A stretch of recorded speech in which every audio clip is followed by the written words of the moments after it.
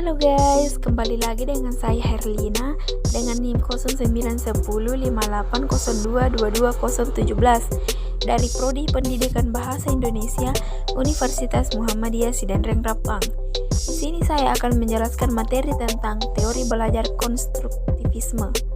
Adapun yang menjadi rumusan masalahnya yaitu pertama, konsep dasar konstruktivisme, kedua, tokoh dan kajian teori belajar konstruktivisme, ketiga, aplikasi dan implikasi teori belajar konstruktivisme, keempat, kelebihan dan kekurangan teori belajar konstruktivisme. Materi pertama yaitu konsep dasar konstruktivisme. Konstruktivisme merupakan sebuah pandangan yang berlandasarkan pada pandangan bahwa dengan merefleksikan pengalaman, kita membangun pengetahuan akan dunia di mana kita berada.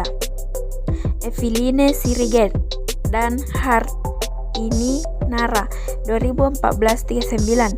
Teori konstruktivisme memahami belajar sebagai proses pembentukan atau konstruksi pengetahuan oleh si belajar itu sendiri. Pengetahuan ada di dalam diri sendiri yang sedang mengetahui. Menurut teori konstruktivisme, yang menjadi dasar bahwa peserta didik memperoleh pengetahuan adalah karena keaktifan peserta didik itu sendiri. Konsep pembelajaran menurut teori konstruktivisme adalah suatu proses pembelajaran yang dikondusikan peserta didik untuk melakukan proses aktif membangun konsep baru, pengertian baru, dan pengetahuan baru. Sehingga proses pembelajaran harus dirancang dan dikelola sedemikian rupa agar bisa mendorong peserta didik mengorganisasi pengalamannya sendiri menjadi pengetahuan yang bermakna. Materi kedua yaitu tokoh dan kajian teori belajar konstruktivisme. Pertama, Piaget. Konsep dasar teori Piaget berasal dari gagasan bahwa perkembangan anak berguna untuk membangun struktur kognitifnya, dan Piaget mengungkapkan istilah tersebut dengan skema. Skema memang sudah banyak digunakan oleh ahli bahasa, psikolog untuk menjelaskan interaksi antar beberapa faktor yang mempengaruhi dalam pemahaman. Selain skema, ada beberapa konsep lain yang dikembangkan oleh Piaget yaitu asimilasi, akomodasi, organisasi, dan keseimbangan. Kedua, Vygotsky. Vygotsky mengemukakan teori yang bermakna pembelajaran kogni sosial. Suyono dan Haryanto.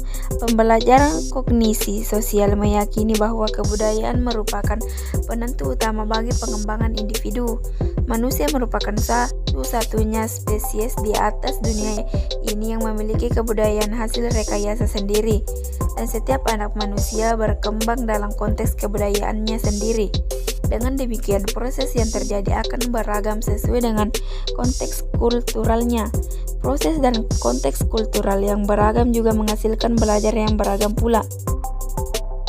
Materi ketiga yaitu aplikasi dan implikasi teori belajar konstruktivisme.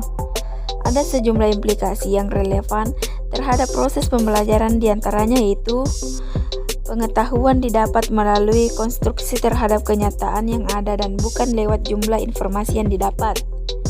Pengetahuan dibentuk dalam diri individu atas dasar struktur kognitif yang dimilikinya.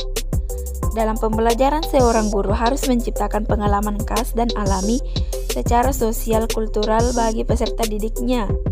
Dalam proses pembelajaran, guru harus memberi otonomi, kebebasan peserta didik mengeksplorasi masalah dan pemecahannya secara individual atau kelompok. Dalam proses pembelajaran, guru harus mendorong terjadinya kegiatan kognitif seperti mengklasifikasi, menganalisis, menginterpretasikan, memprediksi, dan menyimpulkan.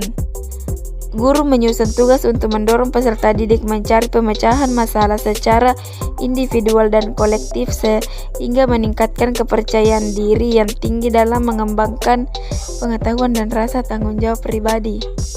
Menurut prinsip konstruktivisme, seorang guru berperan sebagai mediator dan fasilitator yang membantu agar proses belajar peserta didik berjalan dengan baik. Maka penekanan lebih kepada peserta didik yang belajar dan bukan pada guru yang mengajar. Peserta didik ketika awal dalam pembelajaran membawa konsep-konsep norma-norma, nilai-nilai, sikap, dan pula tingkah laku tertentu ketika mengikuti pembelajaran pertama kali. Materi terakhir yaitu kelebihan dan kekurangan teori belajar konstruktivisme. Kelebihannya, pertama, peserta didik lebih memahami konsep yang disampaikan oleh guru karena peserta didik sendiri yang menemukan pemahaman tersebut sehingga tercipta pemahaman baru. Kedua, terlibat aktif dalam memecahkan dan menuntut peserta didik untuk berpikir lebih. Tiga, pengetahuan tertanam sesuai mata yang dimiliki peserta didik sehingga pembelajaran bermakna. Keempat, masalah yang diselesaikan langsung dikaitkan dengan kehidupan nyata sehingga peserta didik dapat merasakan manfaat pembelajaran secara langsung. Kelima, peserta didik lebih mandiri, dewasa, dan dapat memberi aspirasi dan menerima pendapat orang lain. Dan yang terakhir, pengkondisian peserta didik dalam belajar kelompok saling berinteraksi terhadap pembelajaran dan hasilnya sehingga pencapaian kesempatan belajar pembelajar dapat diharapkan. Adapun kelemahannya yaitu teori belajar konstruktivisme, yaitu menganggap belajar semata-mata sebagai proses penyimpanan dan telah mengabaikan bahwa belajar juga menyangkut perubahan tingkah laku. Pandangan konstruktivisme dalam proses belajarnya melihat peran guru sebagai pendidik seperti kurang begitu mendukung. Selain itu, peserta didik dituntut untuk membuat pengetahuan dengan ide mereka masing-masing, sehingga pendapat peserta didik berada dengan pendapat para ahli. Teori ini menanamkan supaya peserta didik membangun pengetahuannya sendiri. Hal ini pasti membutuhkan waktu yang relatif lebih lama bagi siswa yang malas. Kondisi di setiap sekolah mempengaruhi keaktifan peserta didik dalam membangun pengetahuan baru dan keaktifan siswa. Sekian, terima kasih.